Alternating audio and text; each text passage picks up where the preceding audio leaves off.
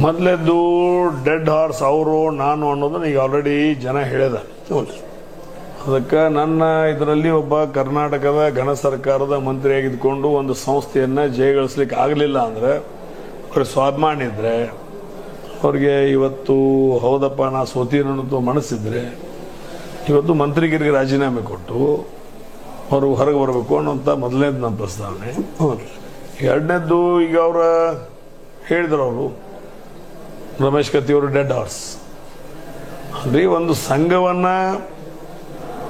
ಸಂಘಕ್ಕೆ ಸೀಮಿತವಾಗಿರ್ತಕ್ಕಂಥ ಒಂದು ಚುನಾವಣೆಯಲ್ಲಿ 2 ತಿಂಗಳ ಕಾಲ ನಮ್ಮ ಕ್ಷೇತ್ರದಲ್ಲಿ ಇದ್ಕೊಂಡು ಏನೇನು ಮಾಡಬೇಕು ಎಲ್ಲ ದಬ್ಬಾಳಿಕೆ, ಹಣದ ಹೊಳೆ, ಏನೇನು ಬೇಕು ಎಲ್ಲ ಮಾಡಿದ್ರು ಸಹಿತ ಇಷ್ಟೊಂದು ಹೀನಾಯವಾಗಿ ಸೋತರು.